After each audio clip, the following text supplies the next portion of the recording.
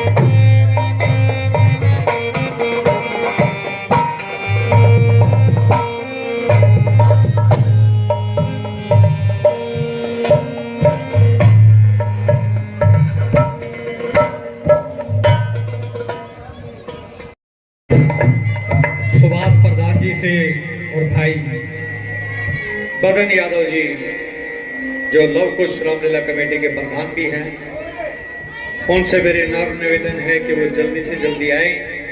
गुरु जी हमारे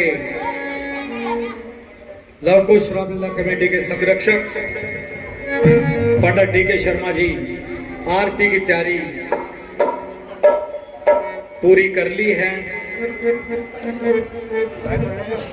आज गणेश पूजा होगी और उसके बाद ये नन्हे मुन्ने कलाकार आपकी सेवा में होंगे। एक माइक विदाउट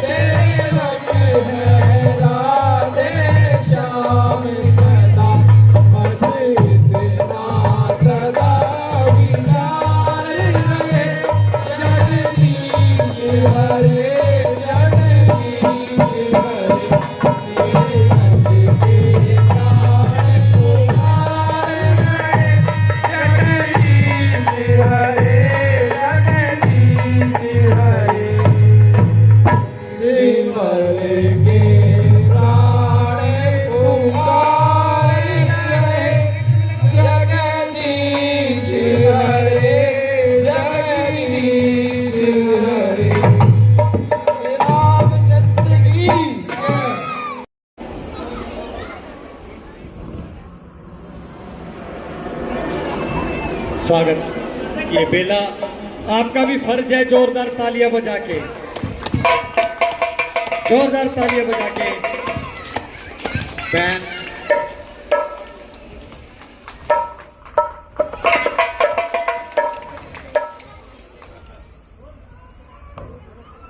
भाई रवि कैसी बात कर रहे हैं? अग्रवाल साहब आप आइए प्लीज। मेरे स्वागत की बेला में भाई बदन प्रधान जी और पूरी टीम, और निवेदन रहेगी कि भाई स्वामी जी हमारा भी ध्यान रखियो। हाँ कमल जी, कपिल भाई, मोनू, और अब बड़ी स्वागत की बेला और वरुण शर्मा जी का स्वागत, जोरदार स्वागत भाई। यहाँ पर पहुंचने पर रवि अग्रवाल जी, सुनील जी आप आगे आइए, फोटो खींचना बंद करो। नहीं नहीं, स्वागत की बेला में चलिए। सुनील शर्मा, अशोका मेडिकल स्टोर वाले भाई, मोनू आगे हो ले बेटा, विकास, हाँ बहुत अच्छा भाई सुनील जी। कोई नहीं, इलेक्शनों में भी उठाएंगे, चिंता मत करो भाई। रवि अग्रवाल जी, जोरदार तालियां भाई रवि अग्रवाल जी के लिए। आप आए, बदन प्रधान जी स्वागत सबका। स्वामी जी, संघर्षों के बीच जवानी पनपती है, संघर्षों के बीच जवानी पनपती है, और झुकता है इतिहास उधर जिधर जवानी झुकती है। आप जैसा देश को ले जाना चाहे वैसा चले। अच्छा मेरा फोटो नहीं आना चाहिए। कोई माला कहा है कि एक माला की जरूरत है, कोई भी दे दो मेरा थे भाई। रुको, हमारे बहुत ही कर्मठ और जुझारू भाई बदन प्रधान जी दिन रात हमारे साथ लगे होते हैं, उनका स्वागत। और कुलदीप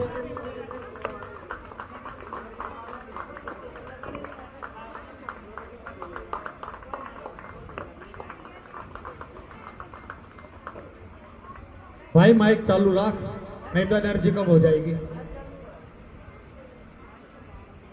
वरुण शर्मा जी आपका बहुत बहुत स्वागत है।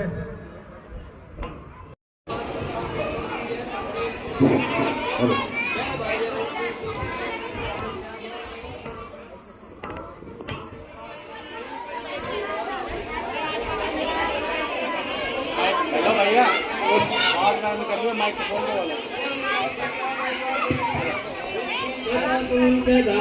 देवी पवित्र गुरु जय।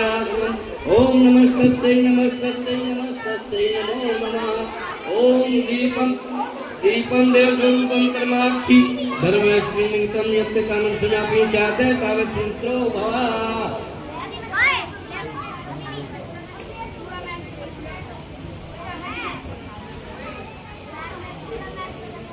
हरि ओम संकटे कपिलो गच्छन्ने नमोते विष्णु विनाशो विनायक धूम्रकेतु गणाध्यक्ष भालचंद्रो गजानन द्वादशानि नमानि यह पठेतुर्जापि विद्यारंभे ग्रहाय परमेशे निर्मदा संग्रामे संकटे च विघ्नकर्ते न जायते। ओम नमस्ते नमोस्तस्यै नमस्ते नमो नमः। ओम शुक्लां धरं देवं सविवरं चतुर्भुजं प्रसन्नं ध्यायात् सर्वे विघ्नोपशान्ते।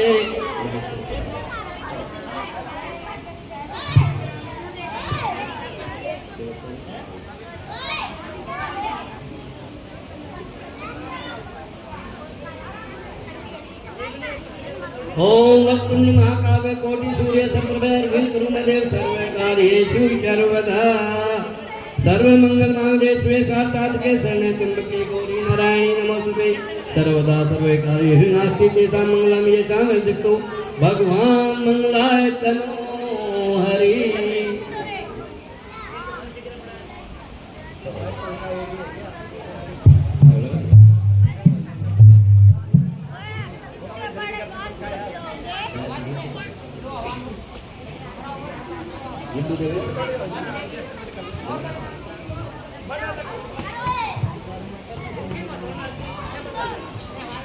ओम तदेव लग्नं सुदीन तदेव ताराबलं चंद्रबलं तदेव विद्याबलं देवबलं तदेव लक्ष्मीपते देवनामि ओम दत्ते साम जत्ते साम कृष्टे साम प्राजया ये संबंधी श्यामो हृदयस्थो जनार्दन यत्र योगेश्वर कृष्णो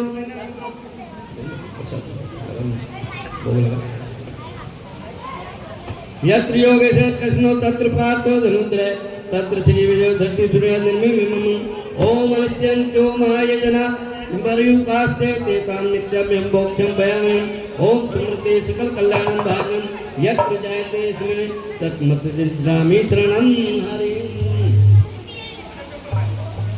ओम सर्वे सर्वकाम कार्येषु त्र्यंबके भूयेद्रा देवा सन्तु च सिद्धि ब्रह्माजनो जनार्दन विश्वे संवादो निदंड पाणि च भैरव वंदे काशी गंगा भवानी मणिकारकम ओम विनायकम गुरुभानु ब्रह्मा विष्णु महेश सरस्वती ब्रह्मा देव सर्वे काम जते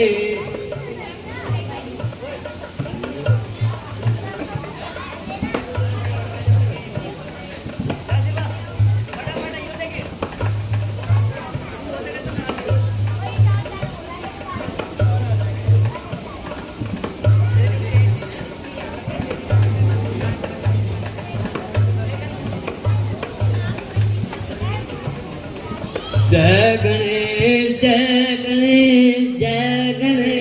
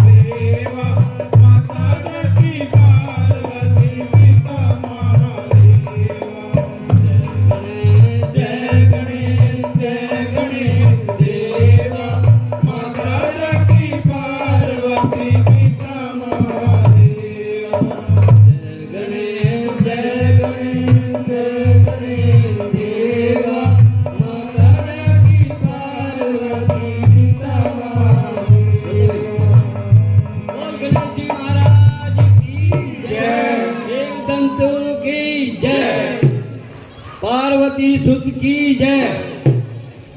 सियापति रामचंद्र की।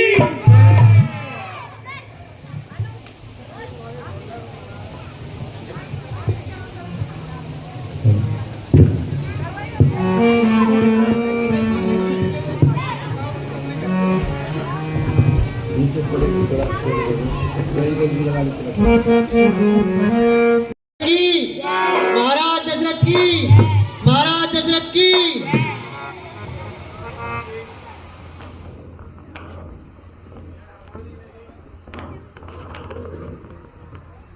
जय हमारी प्रजा की कीजिए, जो इन्होंने इतनी शांति और प्रिय से अपने राज्य में खुशहाली से जीवन का आनंद ले रहे हैं। सुमन जी,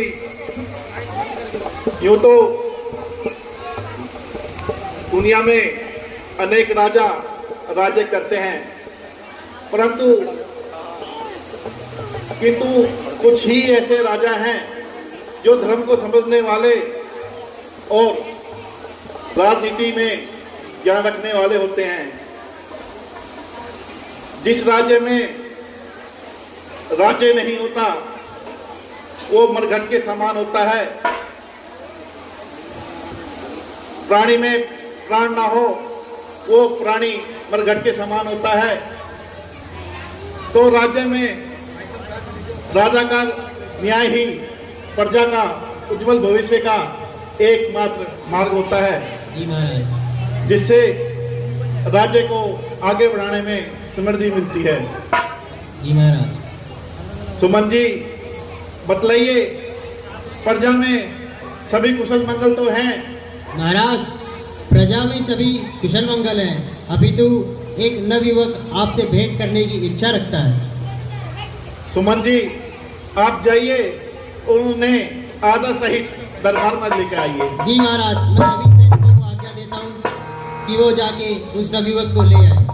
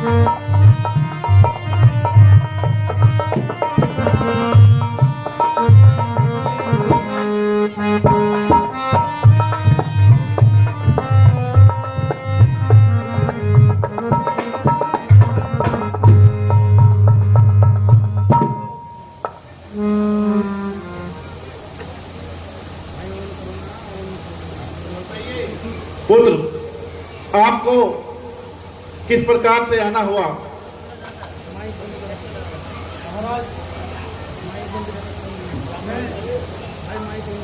आपके राज्य में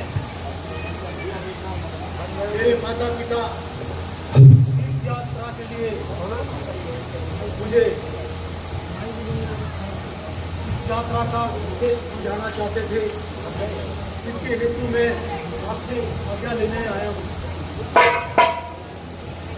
पुत्र, शुभ घड़ी, शुभ अवसर, शुभ काल जो आप हमारे पास आए हैं। पुत्र, तुम हमें बताओ, हाथी घोड़े पालकी सोने आभूषण जो भी आपको चाहिए आप हमें निसंकोच होकर कह सकते हैं। आपके लिए हम अपने राज्य के किसी भी प्रकार की आभूषण की, हाथी की, घोड़ों की, किसी भी प्रकार की आपको सहायता चाहिए हम आपको प्रदान करेंगे। मैं धन्य हो गया देव, मैं धन्य हो गया। आप किंतु हाथी घोड़े पालकी जो आप मुझे देना चाहते हैं वो समय से मैं ले लूँगा। आप इतनी कृपा कीजिए कि मैं अपने माता पिता को तीर्थ यात्रा करा सकूँ, इसलिए मैं आपसे आज्ञा लेने आया हूँ। पुत्र श्रवण, हमारी ओर से आपको आज्ञा है और हम खुश हैं। हमारी नगरी में आप जैसे पितृभक्त भी रहते हैं और हम चाहते हैं कि आप ही की भांति आगे आने वाली पीढ़ी भी आपसे प्रेरणा ले और अपने माता पिता की सेवा करे और आप उसके लिए एक उत्तम प्रेरणा बनेंगे। मैं धन्य हो गया महाराज। आपकी आज्ञा श्रोधार्य रहेगी। अब मुझे आप आज्ञा दीजिए, मैं अपने माता पिता को तीर्थ यात्रा पर ले जा सकूं। जाओ पुत्र, तुम्हारी यात्रा मंगलमय हो और जो महाराज की जय हो। ढोलक को बोलते वो खड़ा हो जाएगा, वो सामने रहा।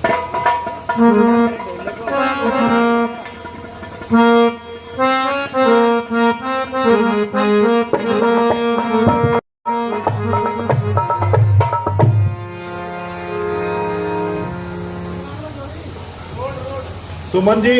जी महाराज। काफी समय हो गया है, हम आखेट के लिए नहीं गए हैं। हमारी तीव्र इच्छा है कि हम आखेट के लिए जाएं। जी महाराज, मैं अभी आपकी आखेट करने की प्रबंध करता हूँ। सुमन जी, आप जाइए और आखेट की व्यवस्था कीजिए। जी महाराज।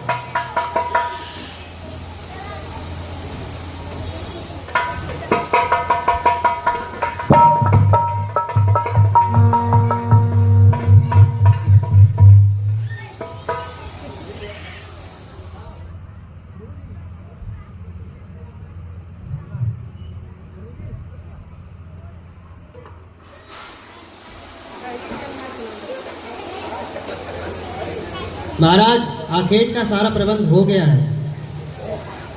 अति उत्तम सुमन जी, चलिए हम आखेट के लिए प्रस्थान करते हैं। जी महाराज।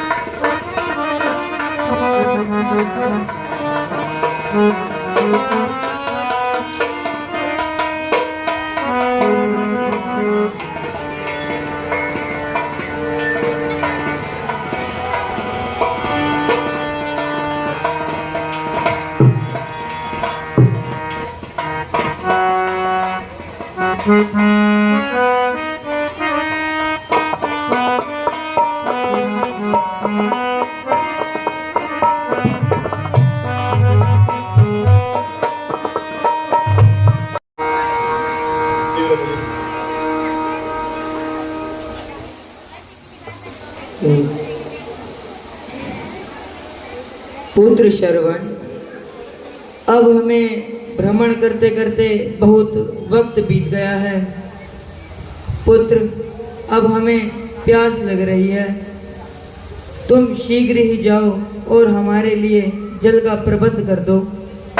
हाँ पुत्र, प्यास तो मुझे भी लगी है। जल्दी जाओ, जल का प्रबंध करो। अवश्य अवश्य माता जी एवं पिताजी, मैं भी जाता हूँ और जल का प्रबंध करता हूँ। यहीं कहीं आसपास में जल का स्रोत बहता होगा। मैं आपके लिए अभी जल लेकर आता हूँ। आप मुझे आज्ञा दीजिए माता श्री पिताजी।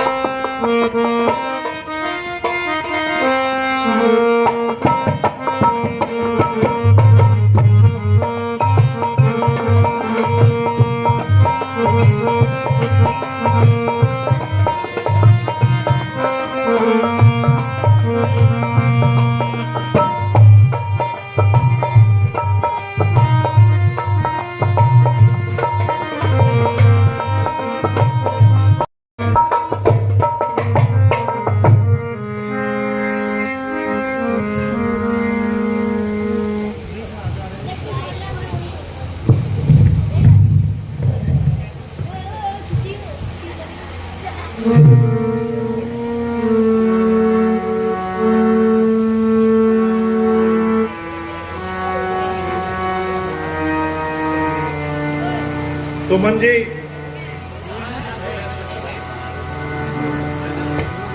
काफी समय हो गया है और संध्या होने को आई है। अगर इसी भांति हम इस जंगल में घूमते रहे तो हमें कोई भी शिकार नहीं मिलेगा। जी महाराज। सुमन जी, आप उस दिशा में जाइए, हम अन्य दिशा में जाते हैं। जी महाराज। यदि आपको कोई शिकार दिखाई दे तो आप हमें तुरंत इशारा कीजिएगा। जैसी आपकी आज्ञा महाराज। हम आपके समक्ष पलक झपकते ही पहुंच जाएंगे।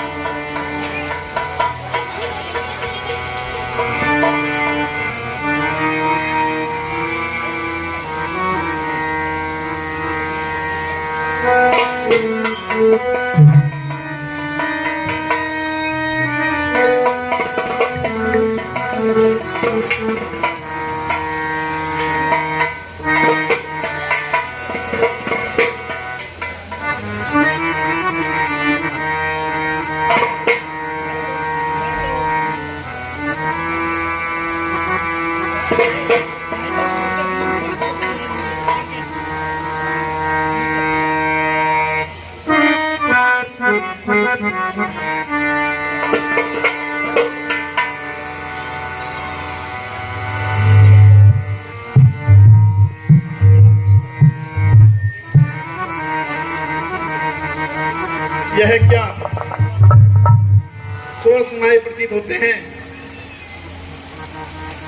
प्रतीत होता है अवश्य ही कोई जंगली जानवर अपनी प्यास बुझाने के लिए सरयू के तट पर आया है। किंतु इस अंधकार में वो दिखाई नहीं दे रहा। क्यों ना अब हमें अपने इस सब भेदी बाण का प्रयोग करना चाहिए, जो अपने लक्ष्य को सब भेद कर ही मात्र उसका छेदन कर सकता है।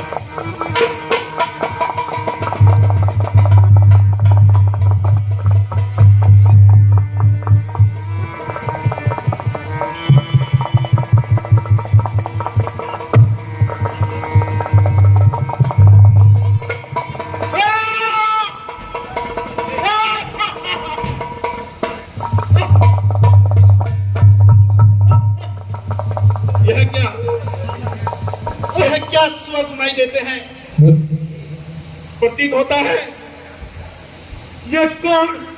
अवश्य ही किस पापी ने छुपकर बाण मेरे सीने में मारा?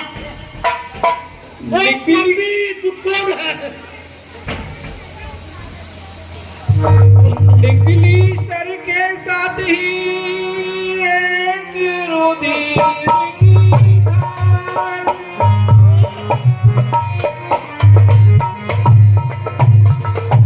गूंज उठी फिर पूर्वत मन में करुण पुकार।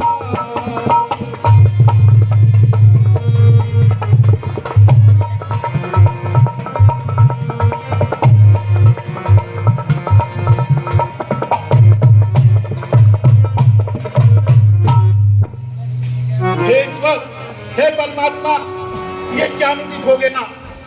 ये में बाण किसी इंसान को लगा। मैंने जालिम तेरा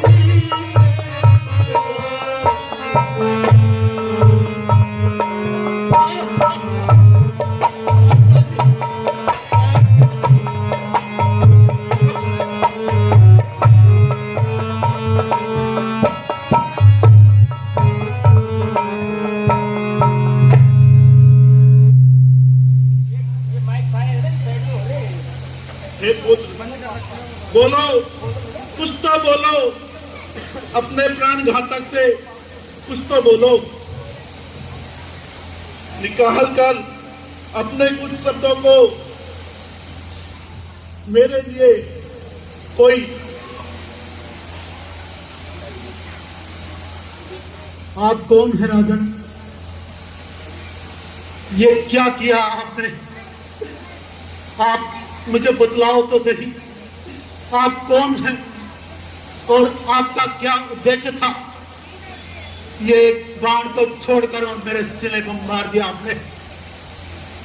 पुत्र, हम अयोध्या नरेश दशरथ हैं, जो शिकार खेलने के लिए इस जंगल में आए थे और पानी का सुबह सुनाई दिया तो हमने अपने सर्वभेदी बाण का प्रयोग किया, जो कि तुम्हें आके लगा। महाराज दशरथ, ये क्या? ये तो बड़ा ही घोर, ये भाग्य का विषय है कि एक राजा ने अपने प्रजा पर, जो आपसे आज्ञा लेकर अपने माता पिता को तीर्थयाटन के लिए जा रहा था, ये कैसा क्रूर अन्य अत्याचार है भगवान। कृपा करो हे मालिक, कृपा करो। पुत्र श्रवण, अयोध्या नरेश कभी स्वप्न में भी किसी निर्दोष पर अत्याचार नहीं कर सकते। हमने तो सोचा था कि जब तुम यात्रा पूर्ण करके आओगे तो हम तुम्हें हाथी पर बिठाकर पूरे राज्य में तुमसे दान करवाएंगे, पर हमने ये कभी भी नहीं सोचा था कि तुम हमारे बाण का ही शिकार हो जाओगे। राजन, ये तो विधि का विधान है, जो आया है वह अवश्य ही जाएगा। किंतु राजन, एक कार्य कीजिए, मेरे अंधे माता पिता वृक्ष की छांव में नीचे मेरा इंतजार कर रहे हैं, उनके कंठ सूखे हुए हैं, आप जाकर उनको जल पिला दीजिए, बस इतनी कृपा होगी। तुम्हारी ये अंतिम इच्छा हम अवश्य पूर्ण करेंगे। राजन, जाते जाते ये ये बाण जो मेरे घाव में लगा हुआ है, इसको निकाल दीजिए, जिससे कि मैं उस परम धाम को जा सकूं और आप मेरे माता पिता को जल पिला दीजिए। यही मेरी अंतिम इच्छा है। राजन, कृपया करके कीजिए, मुझे बड़ा ही पीड़ा महसूस हो रही है। अवश्य श्रवण।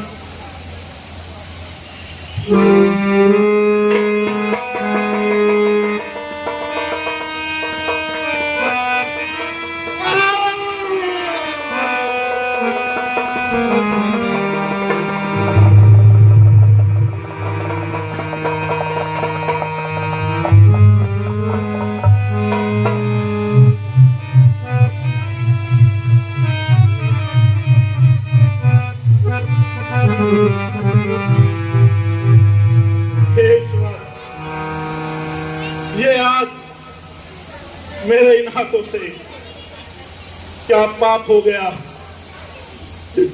मैं इस कलंक को लेकर कैसे जीवित रहूंगा?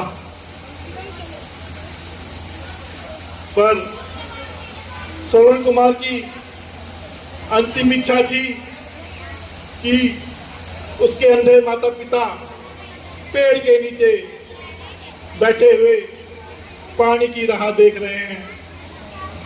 मुझे उनकी प्यास को जाकर बुझाना चाहिए।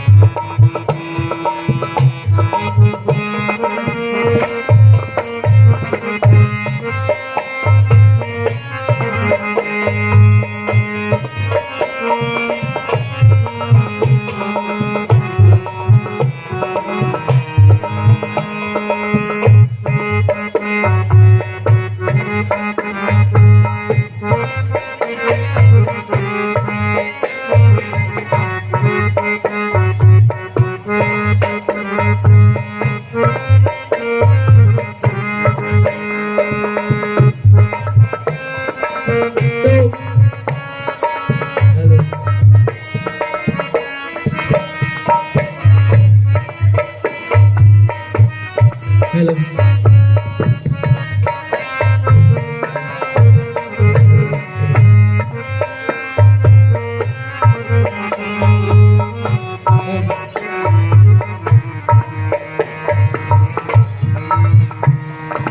अंधी अंधे के निकट पहुंचा ले जलपान।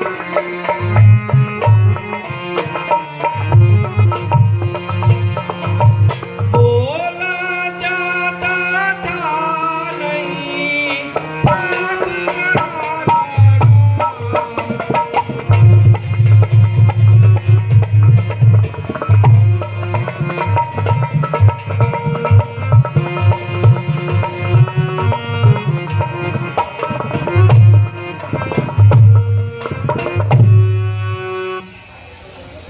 हाँ, इस वक्त कदम आगे बढ़ाता हूं, ये कदम आगे बढ़ते ही नहीं है, किंतु श्रवण की अंतिम इच्छा पूरी तो करनी ही होगी।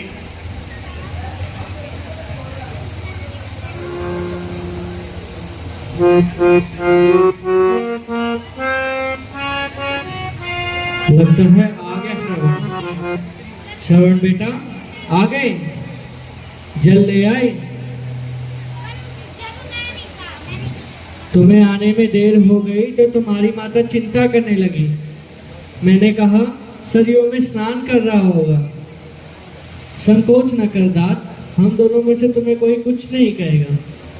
अरे इसमें कहने की क्या बात है, देर हो गई तो हो जाने दे। तू तो बेटा हम दो निराधर निर्बल जीवों का जीवन आधार है। हम अंधों की आंख है, इन दुर्बल हाथों की लकोतियां हैं। ला बेटा अपने हाथ से जल पिलाकर हमारी आत्मा शीतल कर दे। नहीं बेटा पहले अपने पिता को पिला। तुम हमारे पुत्र श्रवण तो प्रतीत नहीं होते। बोलो कौन हो तुम? जो तो धीरज धर कहा लाया हूँ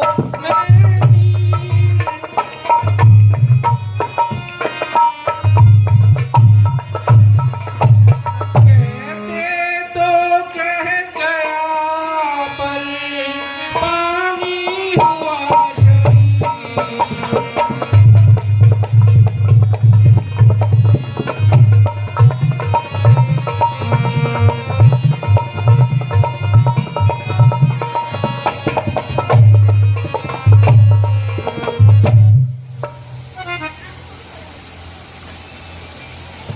दादी आप ये जल ग्रहण कर लीजिए। नहीं नहीं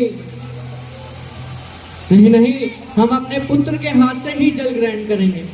बोलो कौन हो तुम? बोलो कौन हो तुम? माता प्रथम आप ही जल ग्रहण कर लीजिए। नहीं पहले बताओ कौन हो तुम? हे महामते हे महामती, मैं श्रवण नहीं हूँ दशरथ हूँ।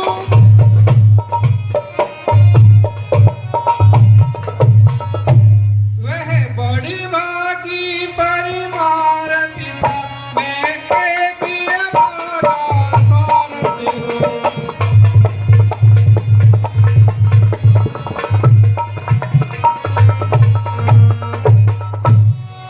हे पिताजी माताजी, आपने उचित ही कहा, मैं आपका पुत्र श्रवण नहीं। हमारा पुत्र श्रवण कहाँ है? हमारा पुत्र श्रवण कहाँ है और तुम कौन हो? माताजी पिताजी, हम अयोध्या नरेश दशरथ हैं। बेटा जाओ हमारे पुत्र श्रवण को बुला लाओ, हम उसी के हाथ से जल ग्रहण करेंगे। पिताजी आप जल ग्रहण कर लीजिए, अब श्रवण जल देने को आपके पास नहीं आ पाएगा। अरे कहाँ चला गया श्रवण? उनको बोलो, उनके माता पिता प्यास से तड़प रहे हैं। जाओ बेटा, मेरे शरवण को कहाँ भी हो ढूंढ लाओ। कहो तुम्हारे माता पिता प्यास से तड़प रहे हैं, इन्हें अपने हाथों से जल पिला दो। जाओ बेटा। सरयू तट मरा बाण से मेरे शिकार के धोखे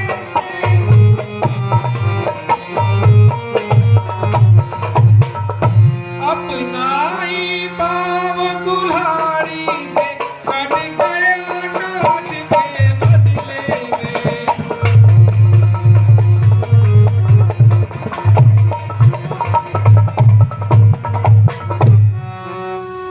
हे पिताजी, आपका पुत्र सरयू नदी के किनारे जल ग्रहण के लिए अवश्य गए थे, परंतु अनजाने में वो हमारे बाण का शिकार हो गए। नहीं, क्या? और उस परम धाम को प्राप्त हुए। नहीं नहीं, तुम झूठ कह रहे हो। अगर उसे कोई स्वर्ग भी दे दे तो वह हमें ऐसे ऐसा छोड़ के नहीं जाएगा। पिताजी माताजी, मैं सत्य कह रहा हूँ, ये पाप मुझसे ही हुआ है। मेरा शरवण ऐसे नहीं जा सकता। अरे हत्यारे, तू क्या जल पिलाएगा? जल तो केवल पुत्र पिलाता है, जीवन में मरण में। शरवण बेटा, बेटा शरवण, मुझे अकेले असहाय छोड़कर मत जा मेरे लाल। मैं भी आ रही हूँ पुत्र। शरवण, शरवण। नहीं नहीं, ए नीच, ए दुष्ट, क्या तेरे तरकश में एक ही बाण है? निकाल दूसरा बाण, दे डाल मेरा हृदय भी। तूने एक तीर से 3 हत्याएं ली है। पहले मेरा बेटा चला गया, मेरी पत्नी चली गई, अब मैं भी जा रहा हूं। परंतु राजा दशरथ, मैं तुम्हें श्राप देता हूं, जिस तरह पुत्र वियोग में तड़प तड़प कर मैं मर रहा हूं, उस तरह पुत्र वियोग में तड़प तड़प कर तुम भी मरोगे।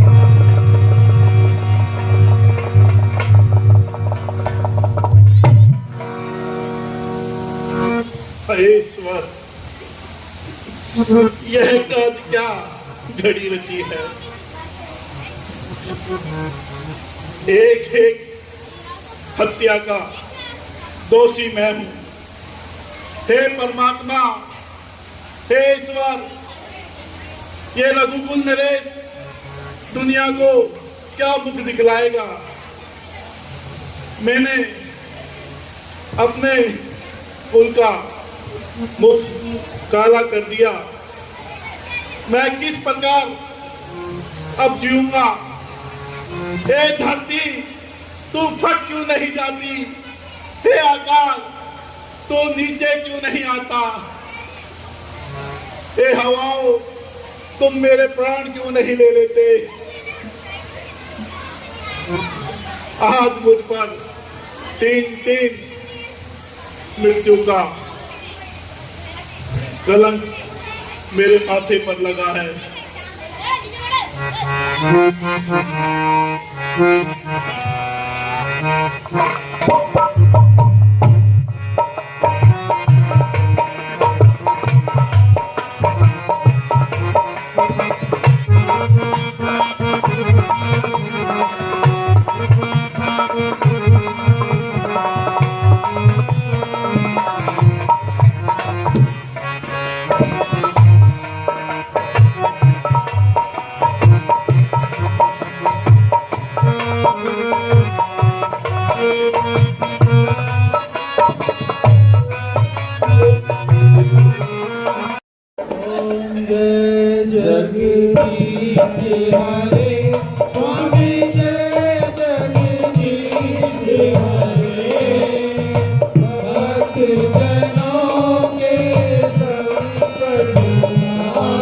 जनों के